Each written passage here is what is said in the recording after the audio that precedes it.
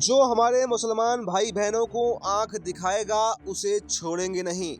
जी हाँ, ये बयान है महाराष्ट्र के डिप्टी सीएम अजीत पवार का, जिन्होंने इफ्तार पार्टी का आयोजन करवाया और उस आयोजन के बाद में मुसलमानों को लेकर बड़ा ऐलान कर दिया।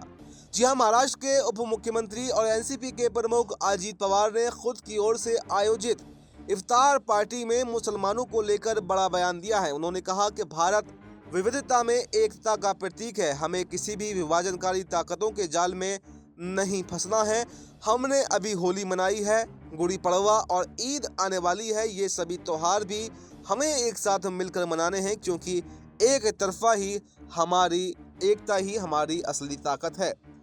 अजीत पवार ने आगे कहा कि मैं आपको भरोसा दिलाता हूं कि आपका भाई अजीत पवार आपके साथ खड़ा हुआ है। जो कोई भी हमारे मुस्लिम भाइयों और बहनों को आंख दिखाएगा, अगर कोई भी दो गुटों में झगड़ा कराकर अमन शांति को भंग करेगा और कानून को अपने हाथ में लेता है, तो चाहे वो कोई भी हो, उसे बख्शा नहीं जाएगा, उसे माफ नहीं किया जाएगा।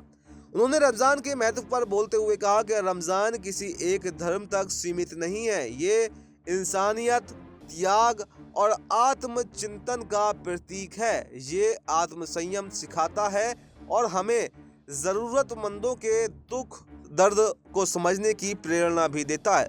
रोजा न केवल शरीर को बल्कि मन और आत्मा को भी शुद्ध करता है। भारत वास्तव में अनेकता में एकता की मिसाल है।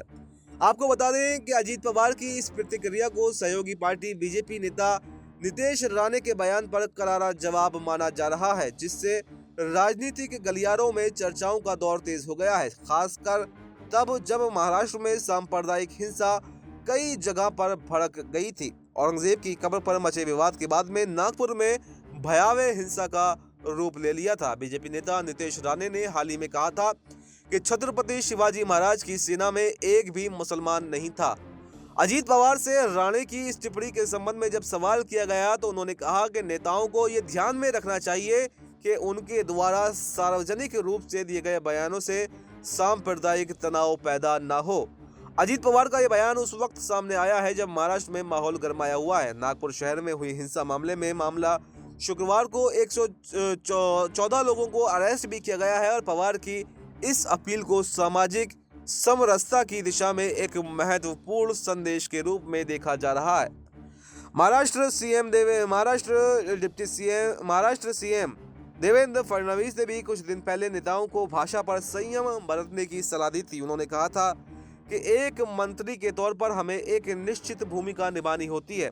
अटल बिहारी वाजपेयी ने एक बार कहीं इसका उल्लेख भी किया था कि एक मंत्री के तौर पर हमें राज धर्म का पालन करना होता है, इसलिए हमें अपनी व्यक्तिगत राय, पसंद और नापसंद को अलग रखना होता है। हमने संविधान की शपथ ली है और संविधान ने हमें किसी भी व्यक्ति के साथ में अन्याय ना करने की जिम्मेदारी सौंपी है। तो इस पूरी खबर के बाद में अब जो है महाराष्ट्र में जो है चर्चाएं फिर से तेज हो गई कि क्या यहाँ पर जो अजीत पवार हैं, क्या यहाँ पर देवेंद्र फडणवीस को आंख दिखा रहे हैं, क्या मुसलमानों के प्रति जो इतना नर्म रुख अपना कर रख रहे हैं, तो क्या अब जो महाराष्ट्र की महायुति में दो फाड़ होने वाली है कि अजीत पवार भी अब जो है महायुति सरकार से अलग होने वाले हैं। और अगर अजीत पवार अलग होते हैं तो जो एकनाथ शिंदे पहले से ही बीजेपी से नाराज हैं, क्या वो भी यहाँ पर बीजेपी का साथ छोड़ सकते हैं, ये एक सवाल अभी भी बना हुआ है। फिलहाल इस खबर में इतना। इस पर आपको क्या कुछ कहना है, कमेंट बॉक्स में अपनी राय जरूर दें और देश दुनिया से जुड़ी तमाम बड़ी खबरों के लिए देखते रहें नेक्स्ट 9 न्यूज़।